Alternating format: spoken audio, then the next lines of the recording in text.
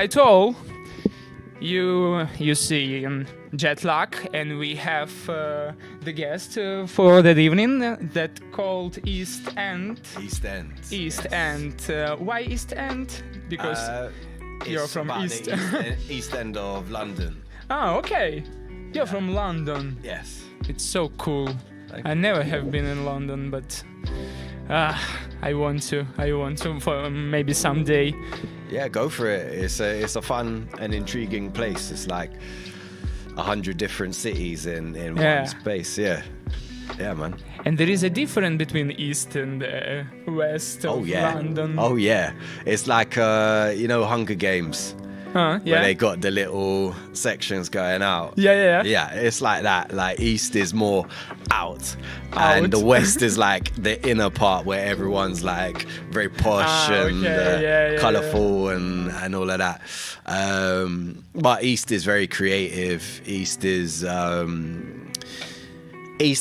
where I'm from Northeast, so it's in between. It's Stoke Newington was where I was born. What city we can see? We can ask for How is it called? Stoke Newington. I mean it's London. But it's let's say Zone 3, Northeast. So it's next to Dalston, Tottenham, Finsbury Park, Manor House.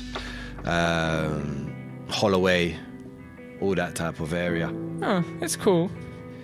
I understand also because I'm not Italian. I'm Russian.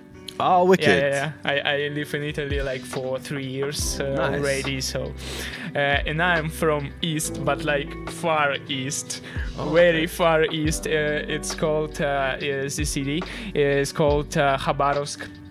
It's close to Japan, China. So. Oh, okay.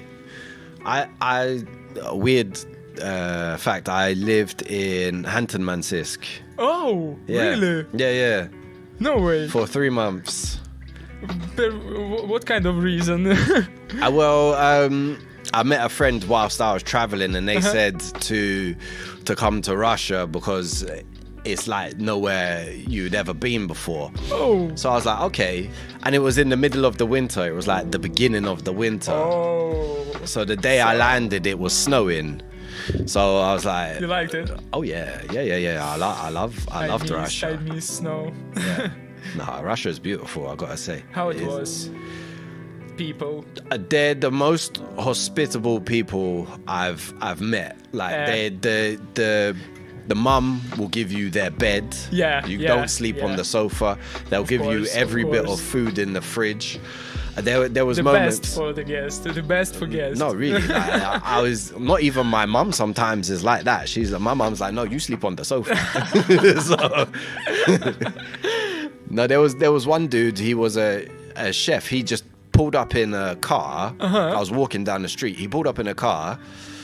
Freezing cold outside, obviously. I'm hooded up, and he's just you're not from here, are you? And I was like, he's speaking English, but he was Russian, and he was like, he was speaking for a little bit, and he was just like, we should go to the mountains. I'll cook you some meal, because he was like, he was a chef. So okay, well, and then I asked my friend when we got back. I was like, is this like okay? And he's like, yeah, no, this is normal. So we went to the mountain. He cooked like this pot of. One pot was borscht and one was like a kind of meat stew. And it was too cold to stay outside. He was just like, okay, fine. It's like -40. You've had like 6 shots of vodka. You're not going to get warm. So let's go inside. But yeah, no, I loved it. I absolutely loved it. It was beautiful, man. Yeah. Oh, yeah. Yeah, man. But some other countries that you have been... Yeah. The most recent, me and my wife, we went to Thailand. Thailand, okay. Yeah, that's incredible, man. Like it's like being in another world. It really is. Like the main cities are like very kind of futurist. Like Bangkok is so futuristic. Yeah. I saw. Yeah. It's incredible. I saw the photos. No. Yeah, and then like the smaller parts of Thailand, because it's all along this kind of strip, and then there's like little islands along the strip going on that side, so it's like a gulf. And then those islands were incredible. Like, I've never seen anything so beautiful, I don't think. Like, it's just natural beauty. It's hard to escape like tourism, but when you do, you can see that that's the Thailand that people are talking about when they say Thailand is incredible. It's incredible, beautiful. The Buddhism there is amazing. It's like it really made me think to even be like, I actually want to be Buddhist because of how the people were. Like, they were very relaxed. They didn't take. They were never angry. Yeah, they ever. just living. Like, yeah, no, exactly. It's just chilling. That's the key for the life. Just living like without running, without. It's cool. Exactly. Not trying to be too much. Just be in it. If you have the capability to do that, I think then you're really free. Like, that's the true freedom. Is to be I agree. Because also for me, for some month, it's okay to relax someday maybe, but then I have to do something. I have to be in in that moment, I think like I'm free because I want to do that thing, but actually I'm not, because that's some energy that pulls me every time. Do that stuff, and maybe I don't need to do that stuff in that moment. Maybe I should like look around. Oh, life is good. Yeah, exactly. Exactly, man. I think like, I hope that that's kind of where the world is going towards, where most people can just be, and they don't have to feel like they have to do. And if they don't do, they're meaningless, or what's the correct word? I can't figure the word right now. But like I like feeling as if you're worthless almost, like you can't do anything, and because you're not doing anything, it means that you're worthless. But I feel as though like I think that's been a taught behavior for us. I think people have been taught that from school, like day one. Oh, you got to do this, and this, otherwise you're going to be nothing. Every day. Exactly. And if it's a taught behavior, then it's ingrained. And like I feel as though like people are working too hard, and because we're working so hard, you can't really see the beauty. You can't really appreciate even just simple things like, you know, eating or walking or whatever, because you're constantly thinking of like the next thing. Oh, I've got to do this next bit so that I can get to this bit, and then whilst you're even doing that bit, you're not even in that bit. You're already thinking that. Exactly. So you know, So it's actually a superpower also to think, to overthink, and like being in the future, in the past. It's cool for creative people, but being in that situation all the time, you just don't have that energy. You have 100% of energy, and you have to put every time 100% of energy. You don't have it. So exactly, man. You can put just 20, and then exactly. There's a Japanese philosophy, I might get this wrong, called Kaizen. And it is to do something that you enjoy, not everything that you enjoy, a particular thing that you enjoy every day, and you put as much effort as you have into that one thing per day, every day. Even if it's, so for instance, if you're a writer, there might be one day that you write 10 pages. There might be one day where you write one word. But every day you aspire to do at least one thing towards that thing. And I think as an artist, like, that's really kind of pushes your work forward. Because if you're like if you're like, okay, if I don't have any energy today, zero, but I'm gonna do the most minimal amount of thing that I can do towards my passion today, then you start getting somewhere. Because even just that little drawing that you did on the side, that drawing was some kind of brain fart that you had. And you're like, okay, the next day you see that drawing, and that's like the missing piece of the puzzle that you needed for your day to day. Because you're like, oh yeah, that's why I wrote that down.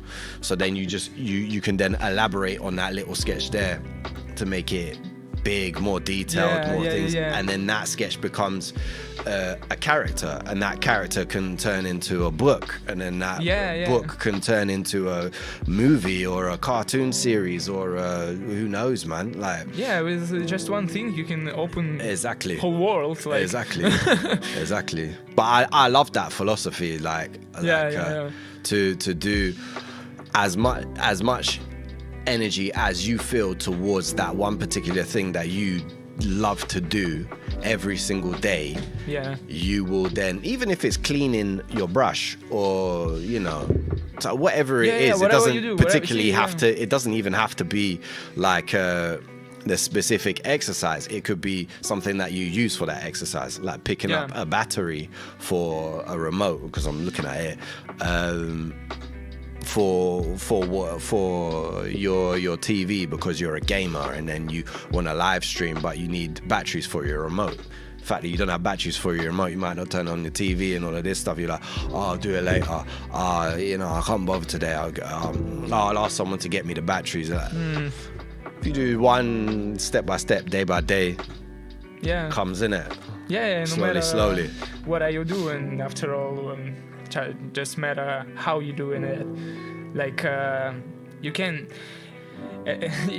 choose what you have to do like today, because already you have some plans, and maybe with attention how you do this, maybe with some laugh, even if you hate this stuff, you see it every day, but maybe changing your mood, you can change also the image that you see every day, and that can turn into another world that you are living in. So I agree. Man, 100%, man. Mood is a huge part of it. Like, there's crazy people that will want you to like these YouTube gurus that will say, oh, if you're not doing this, you'll never make it. It's just like, just calm down. But that's their thing, innit? They're selling hyperactivity. Yeah, but some people searching for it, like for that kind of motivation, like do this. Okay, and you have the motivation for 5 minutes, and then exactly. So. and then you feel bad. Like you start feeling bad about yourself, and it's like there's nothing to feel bad about. It's just that we're human and we're interacting through screens, and because the screen shows everybody doing something to the most highest level, you think that you have to hold yourself to that high level as well. But so you think that you are in the down street right now, like you are not good enough, even from the start. So you just okay. Exactly. And it's just for me, it's just toxic, man. Like to take screens literally, like and I don't mean that in the kind of American jokey way, like literally. I mean like literally looking at the screen and believing what's on there is dangerous, because it's it will just send your mind that way. You don't want that. There was a I don't know if you saw this, and I don't even know if this is even a true story, but I came across on a screen a story about a boy, I think he was like 14, who downloaded an app for like a girlfriend AI robot. Okay. And he fell in love with the robot. I think I heard. And the robot, like they actually he fell in love with the robot, and it got to a point where he was himself suicidal, and the robot kind of like pushed him over the edge. He killed himself. I don't look.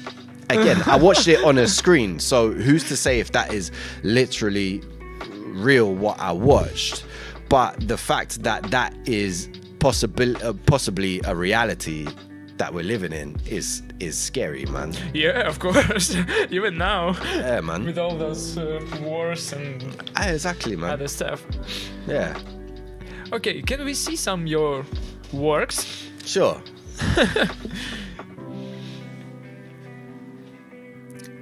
So, most of this is vintage. So this is like me and my wife, we're doing this together. Okay. So Cool. she studied fashion for years and stuff, and she's been an artist forever. I've studied like 2D visual art for a long period of time, well, my whole life. And I was a painter before I was a tattooer. I was even trying to do children's books before I was really? tattooing. Yeah, I love children's books. They're incredible, man. Like, Alice in Wonderland. yeah, man. Like all the illustrations in there, they're just wild. Yeah. So me and my wife, this is just a merging of the two. So my wife is like she's incredible with fashion. I mean, she dressed me up today. I was like, no, you gotta wear this. Like, I was like, okay, well, cool. Anyway, East End is just about merging fashion and tattoos together.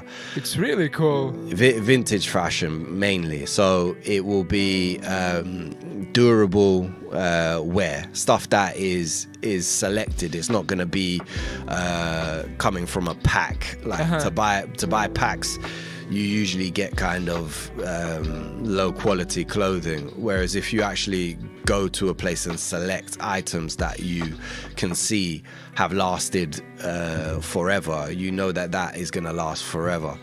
And then with that, because she's a seamstress, she knows how to use a sewing machine and everything like that, we can upcycle as well. And now because I tattoo, now we are combining tattooing with vintage. So I'll tattoo on the leather, and then so I've done a few leather bags, a few jackets, and we're just trying to push that as far as possible. So to upcycle with these two methods, her being able to customize fashion pieces for like runways and stuff like that, because that's what she was doing, and for me to be able to tattoo and use my skills as like doing graffiti. And this was on this video.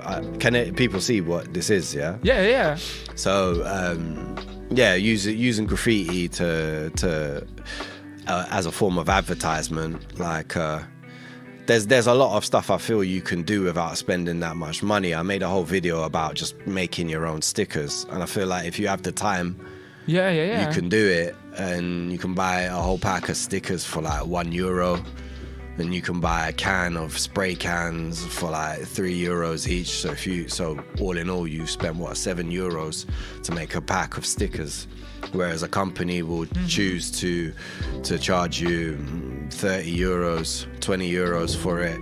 But then you have fun and you have a new skill as well at the same time. So you get to make something, and then when you put it out there, it gets you used to like giving away your art. So if you're peeling off a sticker, you're like, I remember painting this sticker. I remember what that felt like. If you're slapping that on like a chair somewhere, a tree, a lamppost, a sign, or whatever, you're kind of like letting a bit of yourself go, which is nice, man. It's meditative. I enjoy the process. But that's what we do. We're taking like kind of London-based fashion, inspired by Camden Town, East London, and merging that from what we were doing whilst we were living in London. And I mean, in London, I was always in Camden Town getting tattooed, and then it got to a point where I was tattooing there as well. That was like the next bit, was me going to Camden Town and tattooing. Yeah, I mean, me and my wife, we met in East London. Again, that's why we called it East End. It's because we were like, we need something that we both can relate. And my wife just randomly said it one day. She was just like, I think the name should be East End. Yeah. I was like, yeah, it's perfect. Like there's perfect. no yeah. there's nothing else. And we met in so in East London, there's East and Northeast London, there's blocks of warehouses, and in these warehouses there's people trying to escape rent controls and but also be creative, have a community. Exactly, yeah. Lots of things. I mean, there's lots of raves that happen there as well, but it's to escape expensive living. If you're in the warehouses and you're living in the warehouses, you don't spend a lot of money. Like my rent for London, bear in mind, all included, everything, bills, all of that was £500 from 2017 all the way to 2022, roughly. Yeah. £500. Most places in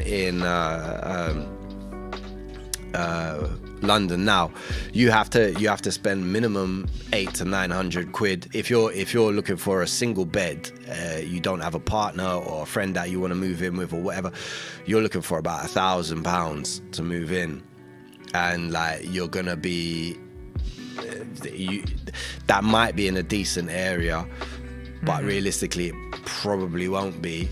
So like most people that will live, if you're not squatting, which is just for free, but then you're realistically going to be having cold showers, or you got a gym membership for your shower, or you're just not showering at all.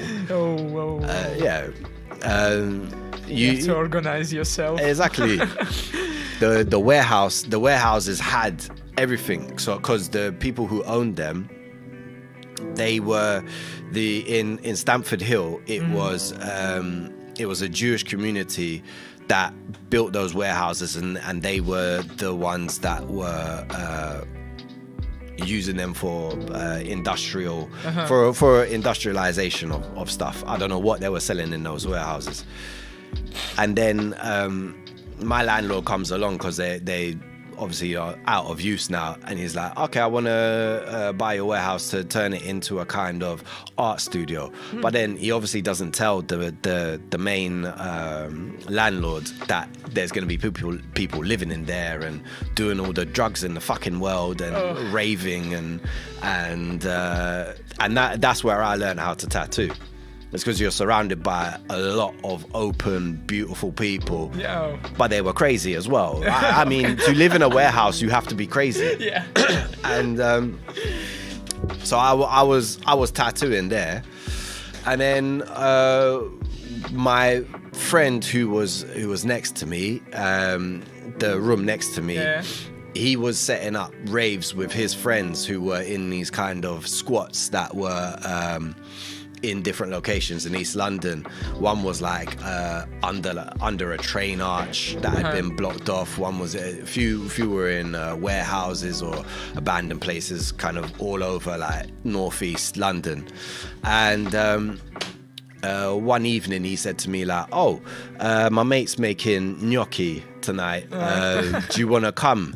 And I'd just come back from this tattoo shop I was working at, and I was like, because it was a long day already, and I was like, I don't know, maybe come back to me in 10 minutes. It's just like, I'm leaving in 5, so you have to make your mind up. And I was like, okay, fuck it, let's go. So it was lucky I said yes, because whilst I was there, that's when I met Alixs, like my wife. So she came up to me and she was just like, I heard you were tattooing and stuff. No, in fact, I ate her gnocchi. I loved it. I went up to her and I said, thank you that was amazing. How did you make it? And then she was just like, oh, okay. And then we started talking and stuff, and then she asked about getting a tattoo possibly, and then from there she never got the tattoo. Okay. We lost touch for like I think 2 or 3 months, and then there was a Halloween party, we met, and then so on and so forth. And then again, no, we went out of touch completely until almost COVID hit. Oh. So yeah, it's around that period. And then my friend again, he was just like, oh, I was just with Alixs. She wants to do some kind of fashion show with you. So this was like the early stages of East End already. She was like, she wants to do a fashion show with you. She hears that you paint as well and stuff, so she wants to combine ideas. So we meet up and we chat, and then we're hanging out together with other people from the warehouse as well, and we're trying to like build a kind of fashion show together. And then it's getting into the final stages and all the rest of it, and then boom, March hits and everything gets locked down. Like lockdown hit on my birthday. I remember that. That was the maddest birthday I ever had. Like I was wearing like my graffiti mask, like Bane from Batman. Like I was like, yeah, no, it was crazy. And then yeah, I mean that was like the early stages of East End, and it took a while. Like we were just falling in love, getting to know each other, kind of building. So I was still continuing to tattoo, and we fell in love in the lockdowns because we had like 6 months non-stop together. Because she was living in a kind of warehouse in Bethnal Green. I was living in Hackney Wick in the warehouses there, and we were just seeing each other every day. And I think that was like a really beautiful way to fall in love, to be honest, man. It was really, really, really lucky to have that period. Yeah, even though it was like the worst period probably for a long period of humanity.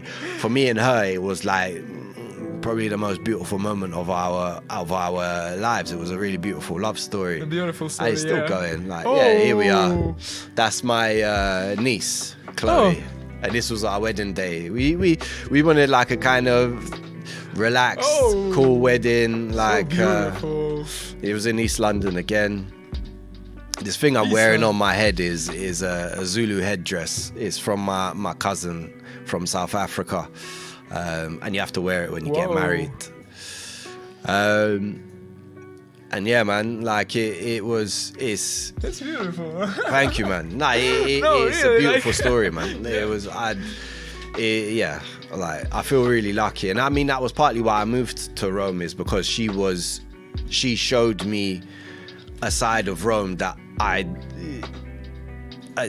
she showed not a side of Rome. She showed me how Rome was through her, which was just extroverted, beautiful, funny, relaxed, and I was like, oh, cool. When she took me to Rome, I was like, this place is incredible, man. It's like the jungle. It really is. It's just like full of green. Everyone drives crazy. Yeah. Everyone eats good.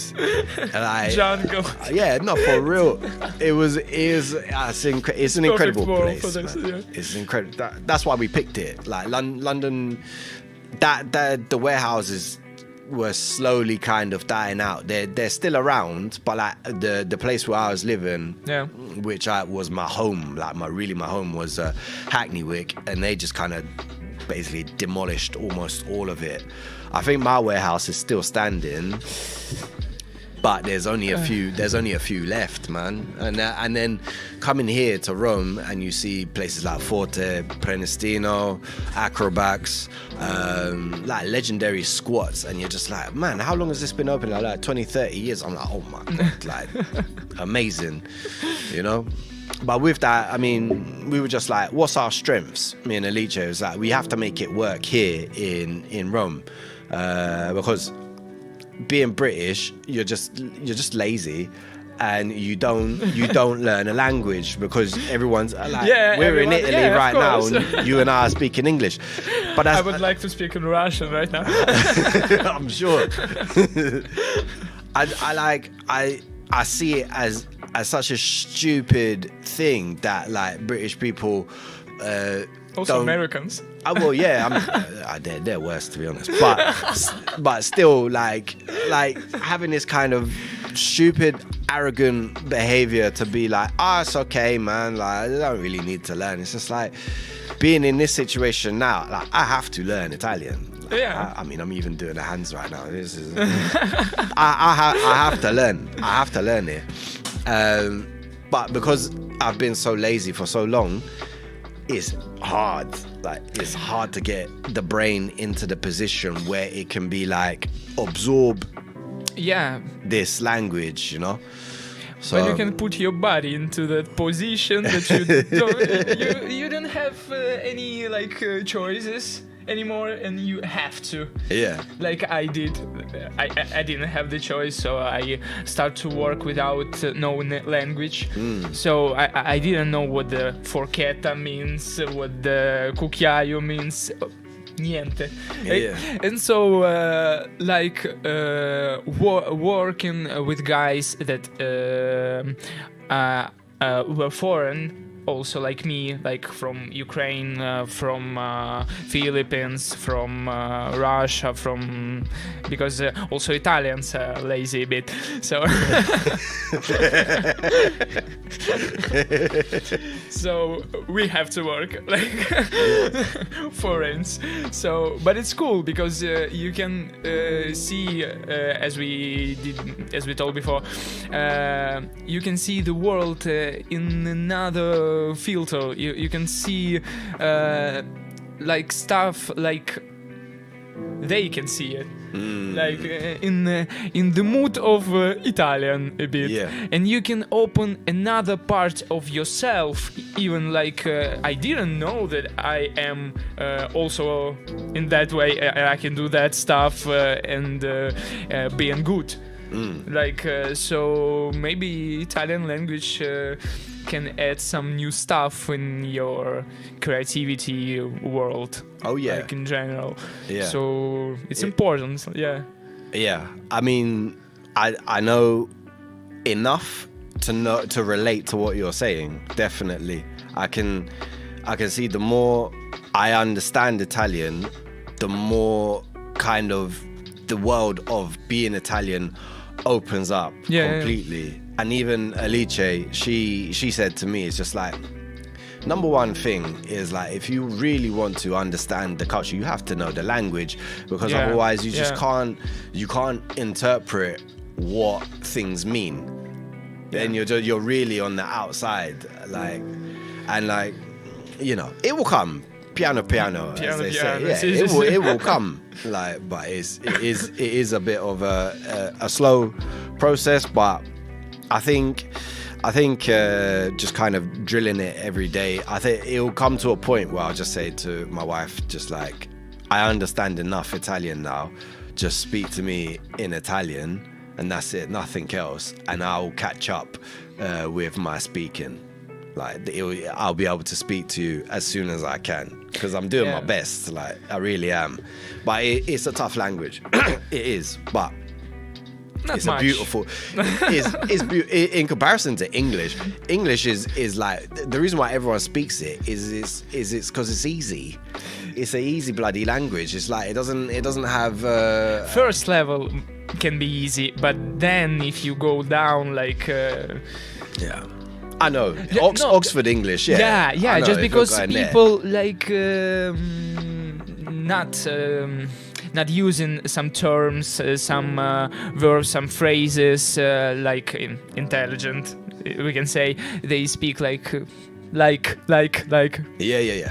Like that. So you can understand, but you can explore yourself. You can learn some new stuff from that conversation, because it's like what kind of food you ate yesterday. I mean, that's 90% of Italian conversations life. That I have. Yeah. Ogni giorno. Constantly, man. So yeah, but it's life. So they live in. Exactly. It's a beautiful country, man. Beautiful city, definitely. Yeah.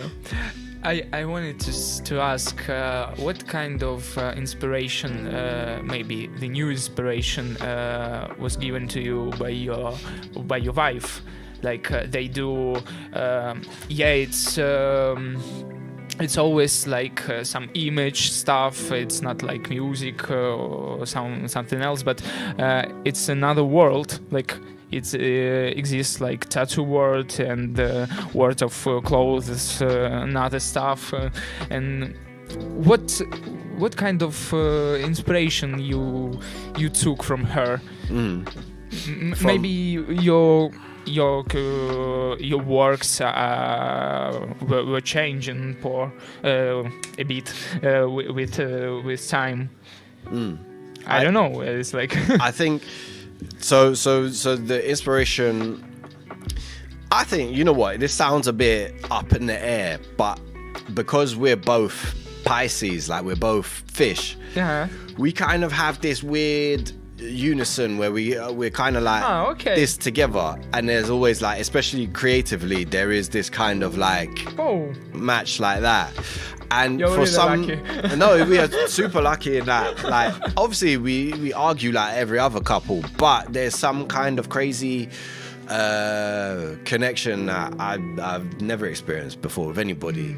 And with that, we're allowed to like work together. I don't know, I didn't even think that I would ever be able to work with someone really who I'm married to. But she's got a real eye for fashion. She just knows what looks good in terms of fashion. And for me, merging tattoos, if you can tattoo on a piece of fashion, then I think that's kind of a match there. And then with that, like in the shop that what we're doing, we're opening soon. Fantastic. The front bit will be vintage and then customized items that we've done. Some will be tattooed, some will be painted on, some will be completely edited by adjusted by Alixs through sewing or through patchwork that she does and things like that. And then in the back there'll be a tattoo studio. So it's literally like she's in the front and I'm in the back tattooing, but then it kind of meets in the middle. So there'll be some customization, some tattooing, some of this and some of that. And I think with that, it's just a kind of genuine approach to try and make a living, because if we're kind of living authentically, trying to make a living authentically through stuff that we know about and that we're passionate about, we hope that that's where we feel where we would be most successful, is through doing that. Because those are our strengths, and I feel as though because it's me and her, it's strong. Whereas I tried to do it. I tried to do stuff like this myself, but they failed because it's a thing where you need a it's not community. only about you, it's about you need a community, man. And we support each other. And I think in terms of what you were asking, that's kind of how it is. It's a weird kind of back and forth inspiration. Like I do sort of everything for her, man. And because it matches what I want to put out into the world anyway, it's a great match to be like, this woman is inspiring me to do the work that I want to do, but she wants me to do that work so we can have a life together and then make a living off what we're good at. So that's kind of where we're at. I've never put that into words, to be honest, man. So it's mad actually saying that, because I've never put that into words. Yeah, that's yeah, man. It seems like a story from a movie. Like no, really. It's beautiful. Thanks, man. Like your love.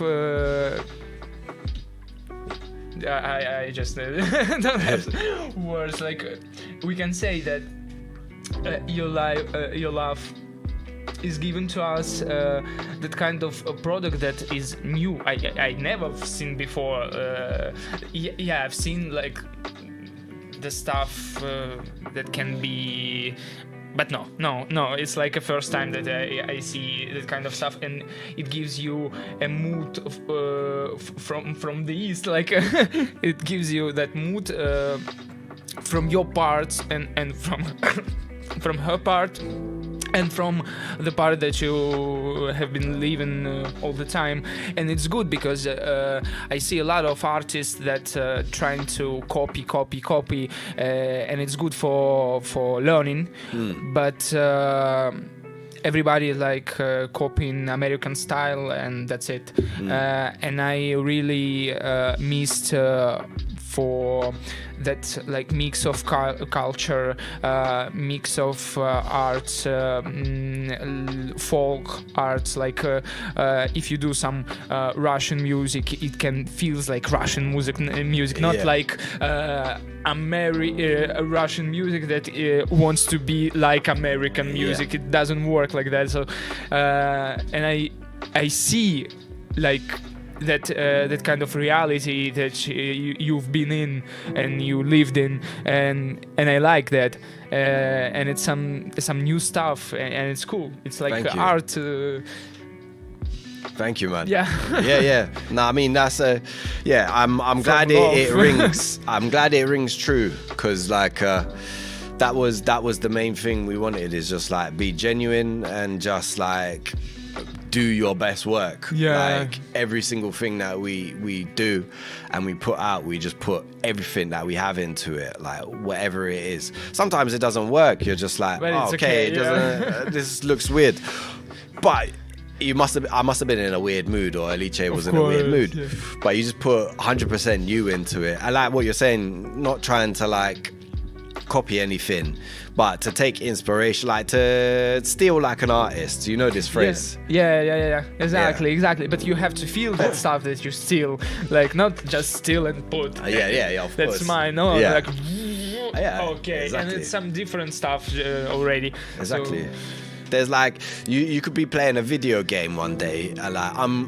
replaying this game Max Payne, which came out like 20 years ago or something, and some of the imagery in there is so intense that to the point that like you can take, for instance, one of his scenes where he's like jumping to the side, and then you could start being like, you start drawing as the way that he's jumping. So you're like, he's jumping like that with his two guns. So if I start like drawing a line where it's like that, where's that gonna go? And then maybe I'll draw a gun at the end of it. But then it could be like, with that line with the gun at the end, what do I want this line to be?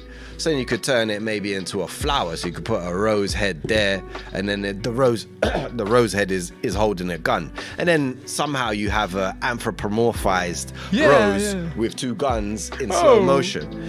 But you see what I mean? That's stealing like an artist. You steal the essence. You don't steal the exact. Like you could just draw Max Payne and be like, Max Payne. But why not? It might be cool, but because then you've turned it into a tattoo. But that is very much copy and paste, which does work in tattooing a lot. I mean, most of the, like this image here has been replicated over and over and over again, same as this. Like, but that's the beauty of tattooing, is that you'll take an image that was created maybe 1,000 years ago, 200 years ago, 300 years ago, and you replicate it over and over and over again, but you put your stamp on it. So it could be the type of needle you use, the type of shading that you've done. You've drawn new lines into it. You've given it your edge. That's important. And for me, like, stealing like an artist like that is like, I love tattooing because it can be a little bit easier in terms of you having to think. You don't have to think too hard. But then when you want to like really do something very imaginative, that's when you have to like sit and think and do. And it's more like doing less, you actually do more in those situations. So I'm playing Max Payne, he's diving. I think that's cool, him doing that. I draw the thing, it ends up being a rose diving with 2 guns. Whoa. And it just happens organically in that way. Yeah. So if you want to think originally, you kind of just have to go with the flow. You, like sitting down and being like, okay, I really need to draw original art.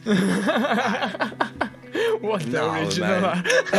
Have a sketchbook in your back pocket.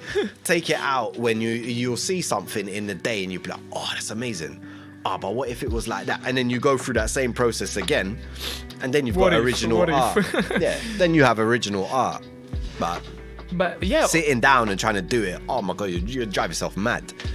But also because we can just create some stuff. Like creating is doesn't exist for me. Like we just open some stuff, we just combine some stuff that already exists, but we can't just create the stuff that happens. It's already here. Just you can just see it through time. Because it's also you talked about image.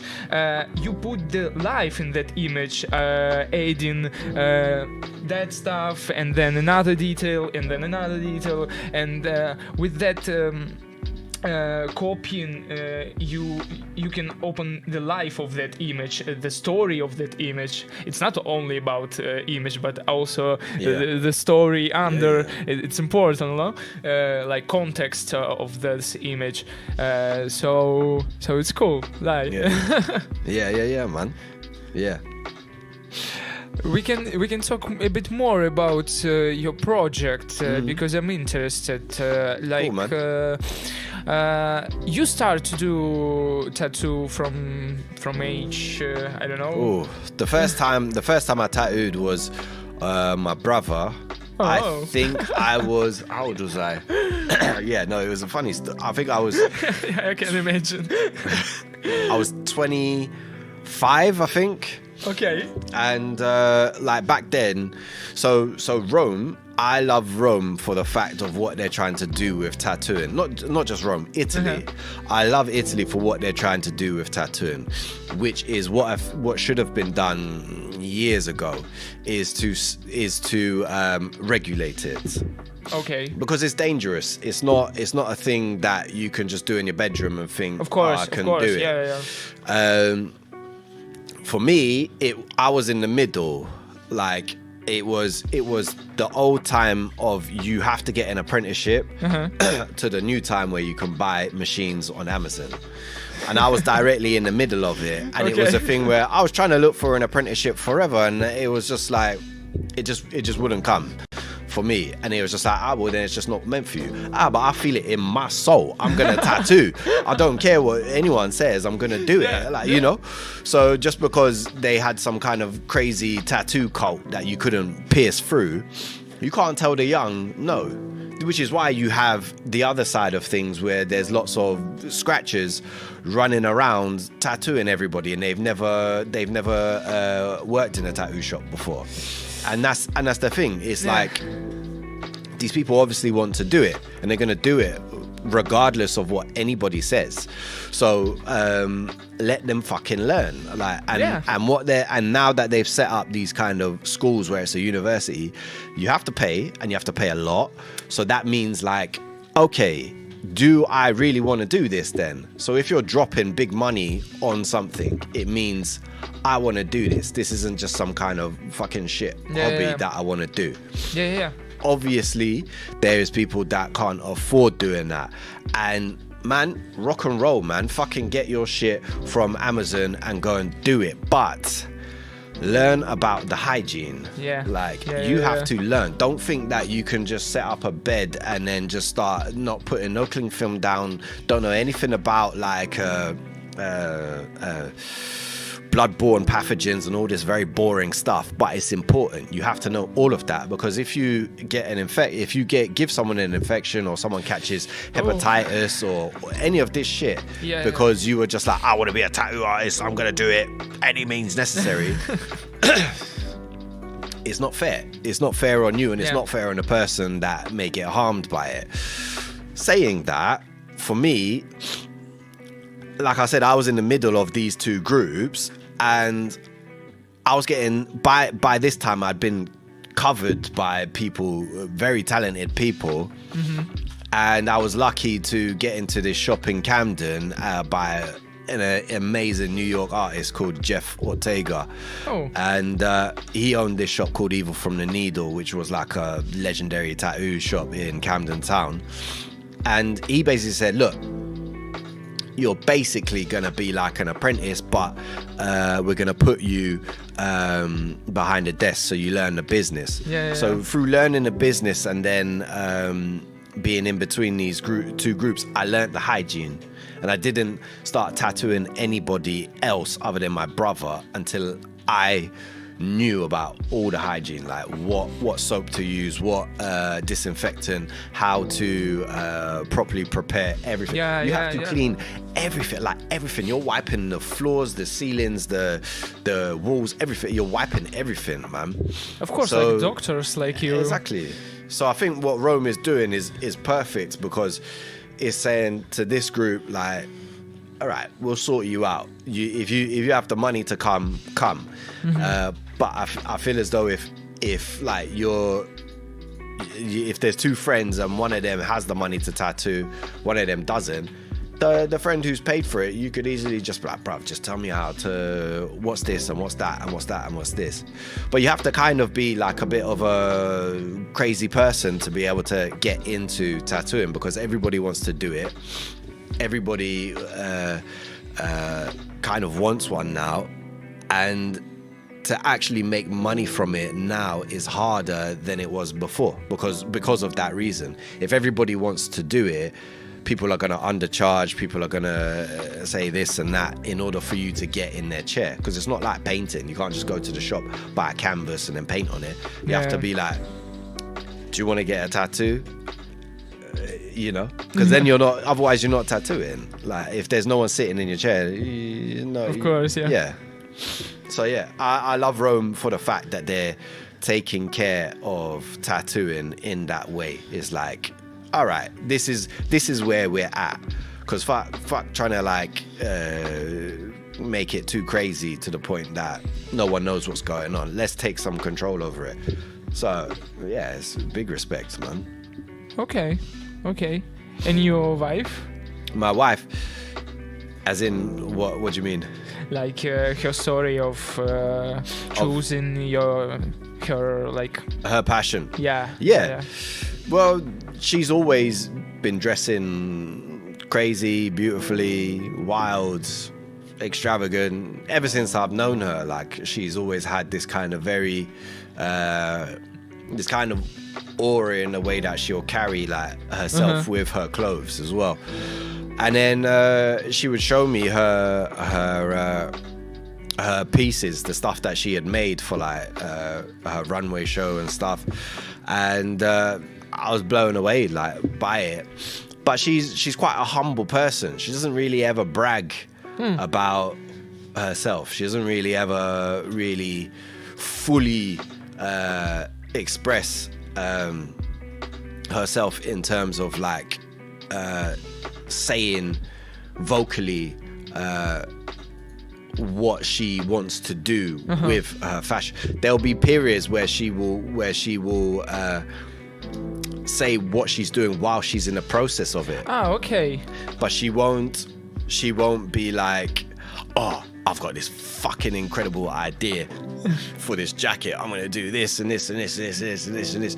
She would prefer to just do it, because I'll just randomly come home one day and then she'll be making something. I'll be like, oh shit, that's fucking amazing. Or she'll be sending me texts while I'm out of like 3 items of clothing that she's made just then in that day, just because. And I'm like, okay. So she's quite humble. She doesn't brag. She just does the stuff and then she shows me, which is actually really inspiring. Incredible. Yeah. I'm like, but wow, okay. That's cool. She's like talking by doing stuff. Yeah, exactly. Which is better. Yeah, it's better. It is better. I like to talk too much. I get too many ideas and then I say stuff and don't do as much as I wish I was doing. But like what we were saying before, like, you can't do everything, and it doesn't make you a less of a person for not doing. It's better. I take, that's the stuff that I take from her is to speak less and do more. Yeah. Because then you're less hard on yourself as well. Because whilst you're doing it, you'll be enjoying it, and then whilst you're not doing it, you're not hating yourself for not doing it. Yeah. So yeah. But she's very, very talented. If I'm gonna speak on her behalf, because she won't. She's very, very, very talented. Like, she has a real eye for fashion and silhouettes, and how you can make a crazy outfit look normal. Oh. She has this way of doing that. She'll take items of clothing that I'll be like, but that's very crazy, the stuff that you've picked here. She's like, no, trust me. I'm like, okay. And then we'll do a market, and then someone will be like, oh, like, fuck, this is so cool. Like, I've never seen anything like this. And she's just got this mad talent to be able to firstly pick items that have been made, but then make her own items as well that are just as crazy. And it's like, it's a real talent, man. I haven't been around someone that can do that. So no, it's really genius thing. Like you said, that she can put her crazy stuff, crazy ideas, crazy mood, crazy world into the form, like normal form, like that everybody can see, can understand. Yeah, that stuff. That's cool, because if you do like you have crazy ideas and you just do crazy stuff. Okay, you just do crazy stuff. That's it. But that's one. Like in the music, like Radiohead, for example, they do like some not pop. It's not pop, but it seems like pop for listeners, and it's cool. That's like key. So yeah, I really appreciate that. Yeah, man. But yeah, I think in terms of how the project is going and developing, we're pushing it in a way that we hope the world is going towards as well. So like, once the shop is open, we would kind of want it to be a community space as well, like where you can come to, you can hang out, you can even ask questions, and that's kind of what we were hoping for Rome, and we sense that that's how Rome is. I mean, you guys have it here. No, this is the spot. It seems like it's to be able to do that. Like, we want to bring the same thing, as not the same thing as what you're doing, but we want to open some form of space for artists to feel like they can come, hang out, chill, ask us questions, and just communicate with each other. Like, I think it's important to share ideas constantly. Of course. And you don't know what's gonna come of it. Like you might get copied, but you might get surpassed by a better idea, and with that better idea, you then yourself can surpass that idea, and then so on and so forth. And not in a competitive way, more in a way of trying to push boundaries as much as possible to get something new. Yeah. And through that, that's kind of what we're trying to do. And we're trying to do. We're trying to do it. We're trying to do it, and we're trying to, because we're both artists, and because we both have our own different types of talents based on how we've worked over the years. It's not like a kind of natural talent. We've built it over years and years of studying. We are then now in a position where we would want to be able to give back, not just like products and like, I'm selling you this thing and selling you a tattoo or anything. It's more of a space where younger artists can come to, can hang out, can speak to us, and so on and so forth. We also, there's as you know, Mashroom is opposite us, so it's a brewery. Mm-hmm. So you could easily just get a pint, come over to us, chill, hang out, go back over, get another pint. Like, that's kind of the environment that we were trying to build. As soon as we saw, in fact, we were in Mashroom. I think we were on our third glass of beer, and we were looking at the shop opposite, and this was like a year before this was a year before we even decided to open the shop opposite. And we were saying, can you imagine, like, Alice to me was just like, can you imagine if you started tattooing on leather? Like, you could do such cool shit. Like, this is how she kind of drops it to me. Like, very nonchalant, like, not even like sitting me down seriously or anything. Just, can you imagine you just started tattooing on leather? Like, you tattoo already, and you're saying you want a tattoo. So can you just imagine if you were tattooing on leather? Like, and I'm just still waiting for like my tattoo license, and I'm like, I need to tattoo. And so with that, she was like, I was like, okay, that's an idea. I've been wanting to experiment with that for years now, and it seems like this must be the time period, because legally I couldn't at the time tattoo because I needed the license for Rome, and then we kind of forgot about it. And then we went traveling. We went to Thailand, and we came back. And in Thailand, that's when we were talking about opening a business. We were like, you should open something. And it started off like, well, let's open a hostel with a tattoo shop in the bottom. And it's like, okay, but you need a lot of money for a hostel. And somehow we were just looking around. She was just like, you know what, man? She was like, I want to do fashion. I'm fucking good at doing it. I was like, well, yeah, it makes way more sense than a hostel. Like, do fashion. And then again, we were sitting opposite Mushroom, looking at the shop, and we were saying the same stuff. And the next day, after looking at that shop, we saw that shop was up for rent. Oh, whoa. I lost my mind. I was like, I can't believe it, man. How is it possible that we had the same conversation opposite Mushroom, looking at that shop? That is our shop now. And somehow we're going to open this shop now to be the shop that we have been talking about for over a year. That's mad. Like, that's some weird kind of synchronicity thing. Yeah, like, you can't make it up. Like, that's just what happened. You live in the film, like, you're lucky. Yeah, no. That is a lot of luck. You're a lucky character in this film, so you're double lucky. Oh man, that's good. Yeah, I mean, yeah, it was been born through organically, man. Yeah, organically. It's been and luck as well. It is a lot of luck as well, and I think that's how things. But there is no luck without doing stuff. You did enough for. Yeah.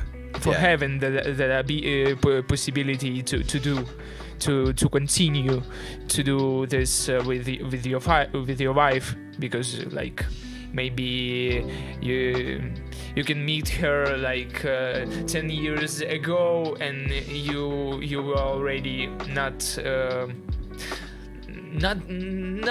good enough. Not No, I know what you ready. mean. Maybe. Yeah. Exactly. Also for her, maybe. Yeah. So it's like as you. it's so cool. It's so cool. Thanks, man. Yeah. Nah, we're trying, man. We're trying, definitely. Pushing it as. You have to open it in Russia also. Russia. Yeah, you think so? You know what, man? I loved Moscow, man. Like, because you have to land in Moscow before going to Siberia. Yeah. Oh man, Moscow is incredible. I saw there was 9 rows of traffic going all in one day. I was like, how is there 9 rows of traffic all driving? It's big. Everything is as big as it possibly could be. Yeah. I remember when we were, because I had to get the train as well whilst we were traveling, and it was on the Trans-Siberian. We weren't going to China. We were going towards St. Petersburg and Moscow. Okay. And we had to stop off in a kind of just a normal town in Siberia. And I met like the biggest character I'd ever met in my life. Like, his hands were like, this was one hand, and the fingers were like 2 feet like this, massive. And his whole mouth was full of gold. He had gold teeth. He was just smiling. Yeah. And I was like, oh my God. Like, I didn't know what to think. I didn't know if he was being friendly or if he was just like, or if he mistook me for American or whatever, and he didn't like Americans or something, because he was just like, how did he say in Russian? I can't remember now. How do you say are you? Amerikansky is American, no? Yeah, amerikansky. But how do you say are you?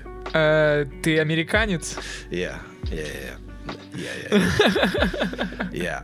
I got that a lot because I liked baggy hip hop clothing, so they thought I was American. But yeah, the characters there are unreal. I was like blown away. You don't see characters like that. Like they should be documented. It was just incredible. Like it's just like strong dude, massive, gold teeth, chilling, smiling, waiting for the train. Come on, it's incredible, man. Oh, I think you can do some collaboration also with some Russian tattoo masters, Italian, Africans, Japanese. Yeah. Also, like because you can handle it, you can do it. You're already doing it, so it's cool. Like you mixing stuff, you put that kind of mood of a place, because I see I can feel that street, like that mood of that street. So I would like to see more stuff collaborating with other cultures. It can be in East End. Yeah. I didn't even think of that. Yeah, to ask other tattooers to do tattooed leather and do a collaboration with them. Yeah, also because she's like doing fashion. I think she liked to do some new stuff. So I can see that. So I was thinking about like it's already a good collaboration. It's already a new stuff, and you can do some like new stage, new season of your fashion, of your tattoo, like Japanese style, like that style, like that style. It can be good also for people like, oh, it's my country, like I want them in my country. Like it's good. To use different styles based on the countries to then create. That's a cool idea, actually. Yeah, definitely. Felice's. I mean, it's being recorded, so then I won't forget. That's always a thing, man. You just feel like, oh, great idea. Yeah, I just found out the meaning of life, and then 5 minutes later, you forget. You're in the film, like I said. And we have the camera, we have everything, so we literally have the film now. So it's really cool. How many minutes we have already for, if I can ask my 10 minutes. Okay, so that's cool. So for some new projects, you have some ideas for new stuff, something that definitely you have to release. So in terms of like collection, it will be the same that we're doing, because we need to exhaust the idea. You know what I mean? So I will tattoo on as many different leather items as possible. To the point that I'm like, okay, I've pushed this idea as much as possible, and I will tattoo as much as I can to be able to deliver as many items as possible, and then from that we will be able to understand where we can go with it. If the demand is high for them, I'll just keep doing it. But you know, time will tell basically on that. You have your path, so exactly. And then, but then just regular tattooing, I just want to push as many boundaries with that as possible, make it as accessible as possible. Like back in the day, tattoos were quite cheap, and it was for a fringe people. So to be able to tattoo anybody that would want to come in, because I think that's why some people get put off, because they're just like, fuck, I'm gonna have to put my life savings up to get a tattoo. And it's kind of crazy. Like, if I think now there's enough talented artists to be able to do a good quality tattoo for a price that is reasonable for the person. Like, you could have a pricing system that is based on who the person is, even. And you don't even have to mention to any other clients. You just you can figure out a way. There's always a way to give someone a tattoo. It's like it should be like that. It's more of a giving process than it is like, oh, you want a tattoo from me? Oh yeah, don't you know who I am? Like, it's like, bruv, calm down. It's a ridiculous job. It is. It's fucking ridiculous. I've done it for years, but it's not much. Like, it's like old stuff. It is. It's a primitive, of course. Like, it's like it's been born from. It was useless. For years, like, it was useless for protect, for present your clan, your of course stuff. So it's like a cultural important thing. So it's not like, okay, no, that is true, and I shouldn't really chat shit about my work, protection, which is.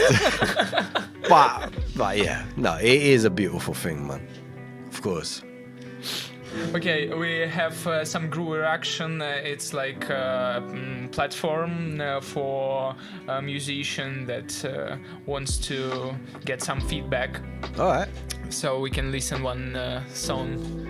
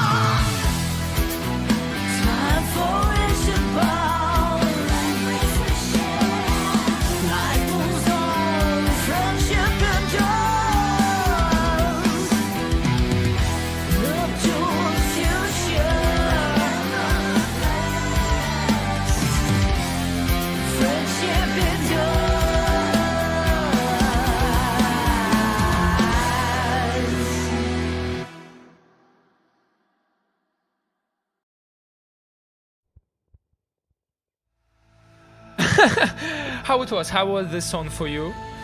Man, the riffs, to be able to fucking play a guitar like that, you're talented, man. That's like, yeah. And It's I like love old metal. Like, no, I love old metal, man. It's banging. Reminds me of getting tattooed, yeah, man. Hearing music like that in the back, banging. I love it. But I miss some like modern sounds. Like it's like too old for me. Like, no, it's cool, but it's classic. Like it is definitely it's classical music, man. Yeah. It's classical music at this point, man. But it's cool that some people continue exactly to do this. And even if you can play the guitar like that, you could pretty much play any style. Yeah. Like that's like you're a master at that point.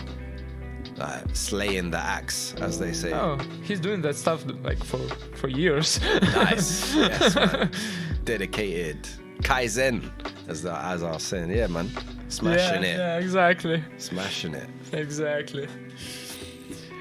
So, you're going to open your shop. Where? San Paulo in South Rome, San Paulo district. It's opposite Mushroom, which is in San Paulo as well.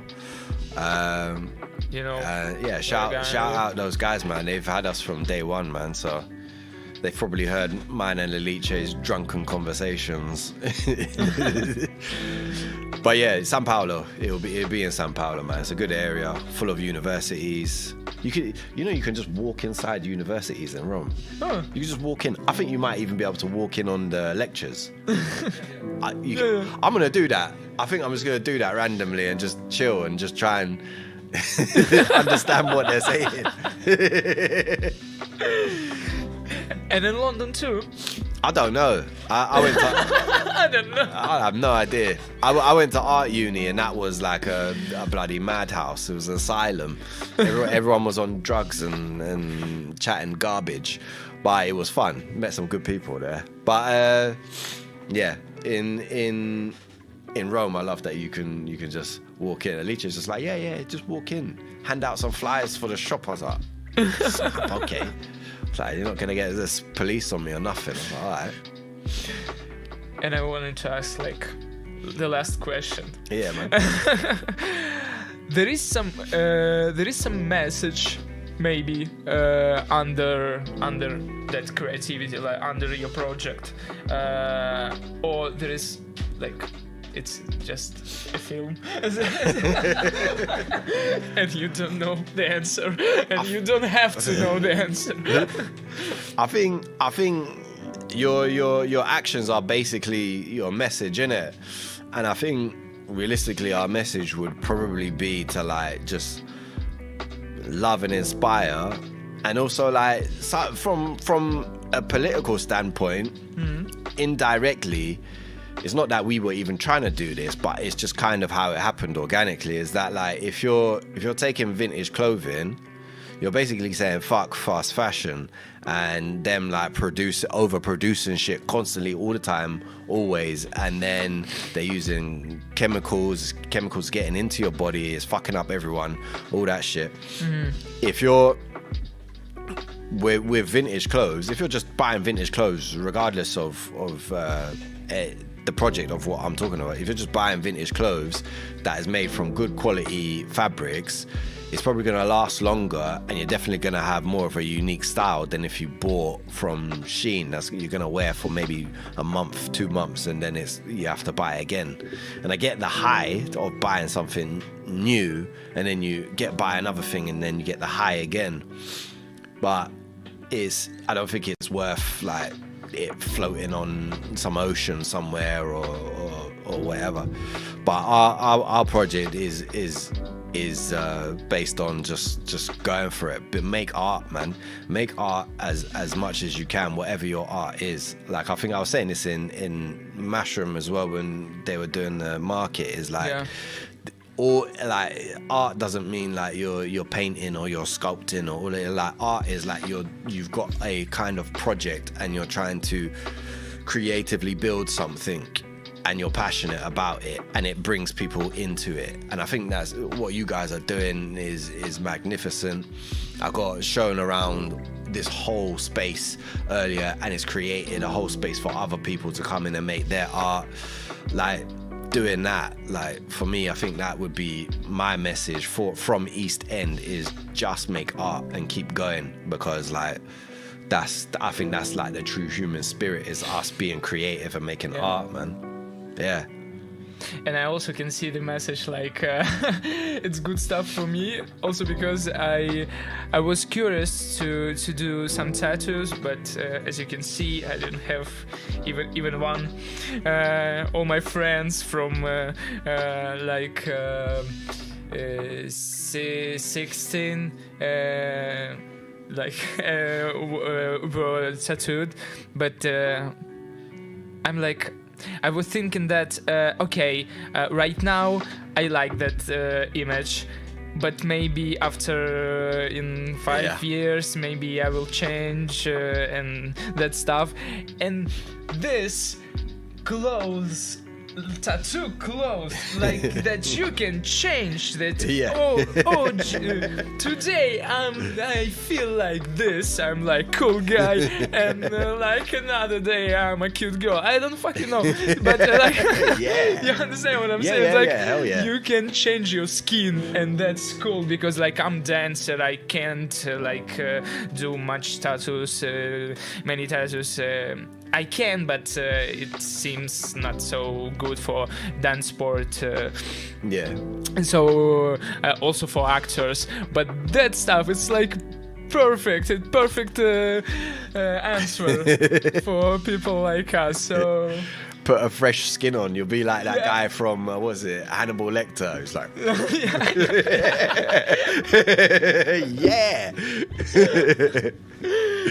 Oh, it's okay. It's perfect point to finish. It was really interesting. It was really Thanks, good. man. Yeah, I loved it. Thank you very much. I love this project, man. Ci vediamo. Spero che ci vediamo. Sì, grazie mille. Grazie anche a voi, ragazzi. Ci siamo passati 3 ore insieme. È stato molto molto bello. Ci vediamo quando facciamo la prossima puntata di Jetlag. Sto sempre con voi, state sempre con noi. Arrivederci e grazie. Arrivederci.